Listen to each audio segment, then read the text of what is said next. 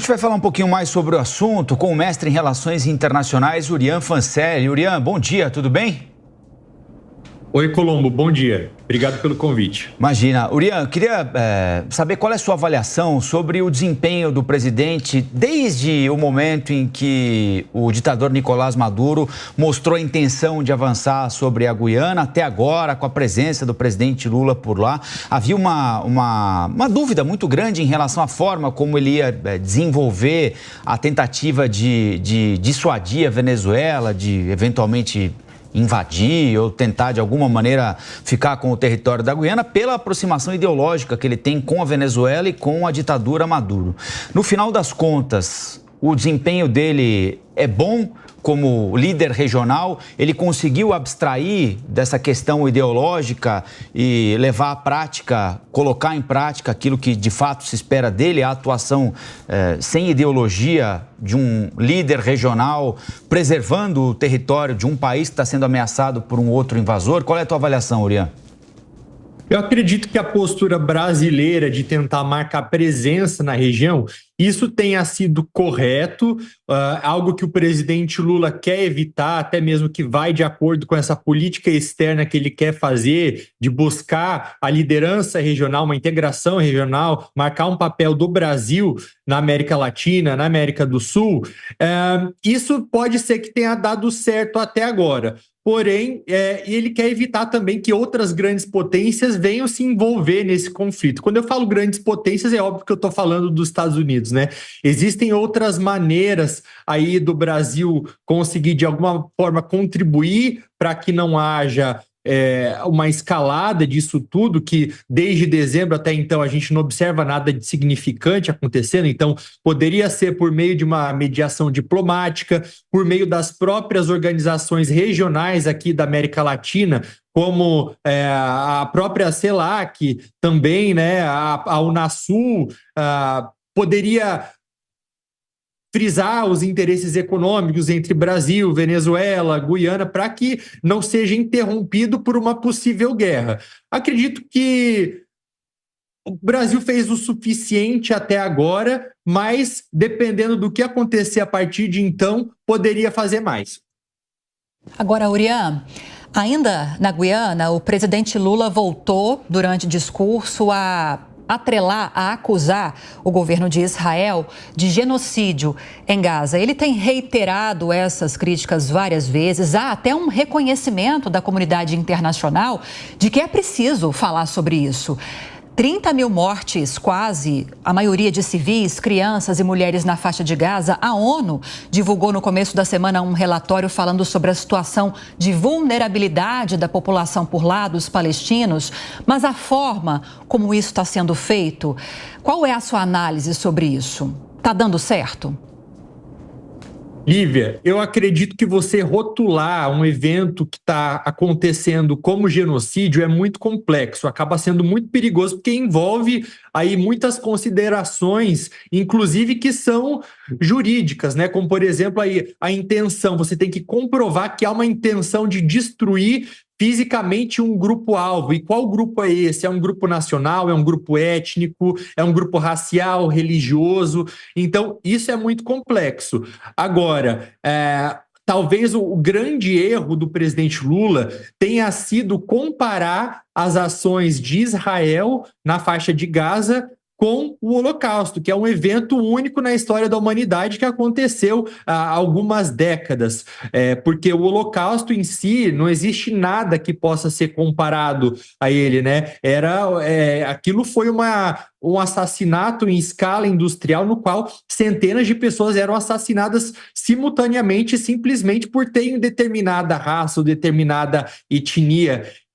Então, o presidente Lula, ele acaba perdendo um pouco a razão da sua crítica no momento em que ele faz essa comparação. Agora, isso não anula a possibilidade de Israel sofrer condenações das suas ações quando necessárias, né? Aqueles possíveis crimes de guerra. E eu digo possíveis crimes de guerra porque também é algo muito complexo de ser comprovado, crime de guerra. Existe no momento aí organizações como a Corte Internacional de Justiça, Tribunal Penal Internacional, até mesmo quando eles precisam comprovar esses crimes, demora tempo, porque eles precisam de provas para isso. Algo que me chamou bastante a atenção do discurso do presidente Lula na Guiana foi o fato dele ter dado pesos e medidas diferentes para o conflito, para a guerra em Gaza e a guerra na Ucrânia. Ele até usou o termo a distante guerra na Ucrânia que afeta os preços dos alimentos no mundo inteiro. E quando ele fala de Gaza, ele fala de uma crise humanitária.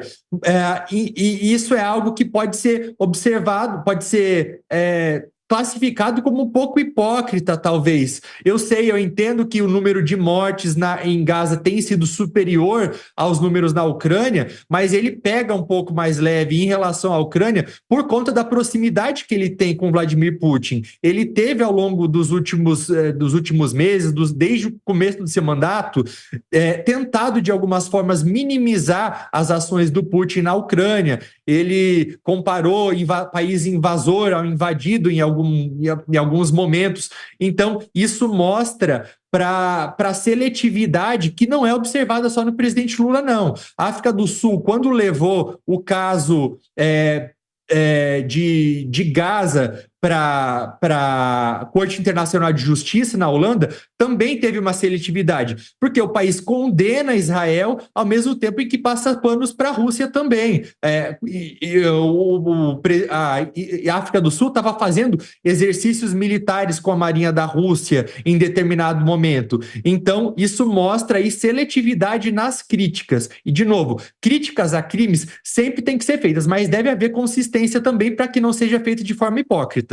Agora, Urian, a despeito dessa importante declaração dada pelo presidente Lula, um erro histórico cometido por ele, né? Há uma discussão internacional cada vez mais contundente sobre até que ponto Israel pode ir para se defender dos ataques terroristas de 7 de outubro, se já não avançou para além daquilo que é o seu direito, defender o seu território e a sua gente.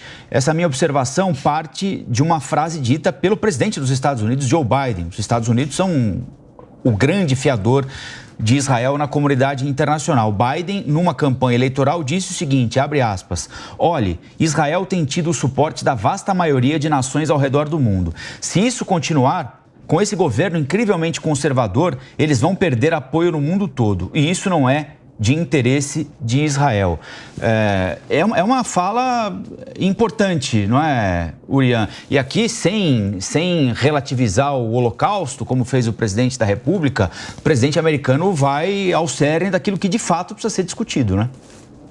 Exato. A gente tem que lembrar, Colombo, que o Biden ele está em pré-campanha, então é óbvio que ele vai adaptar o discurso dele dependendo para o público com o qual ele está falando naquele determinado momento. Mas, de fato, ele tem razão. Era algo que especialistas do mundo inteiro que olham para esse conflito, para essa guerra, já esperavam. Que em determinado momento, caso Israel não cuidasse, né, não cumprisse com aquelas regulamentações, com aquelas convenções internacionais de proporcionalidade, que é você não usar força além do necessário militarmente, ou da distinção, que é você ter cuidado, cada ataque, cada bombardeio ter um alvo específico para você não acabar matando civis. É algo que inevitavelmente iria acontecer, que se o país não cuidasse para fazer isso, ele iria em algum momento começar a perder o apoio dos seus aliados.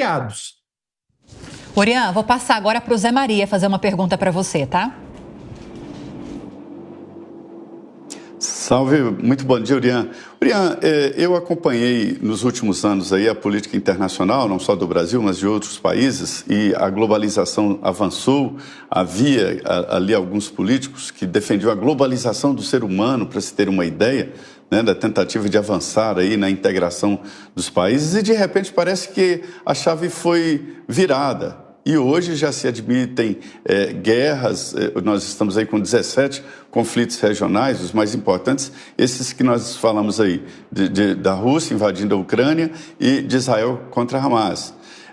O que você observou de mudança no mundo ou nas relações internacionais, que agora já existe, inclusive, a possibilidade de uma guerra maior? que mudou aí nas relações e nessa balança?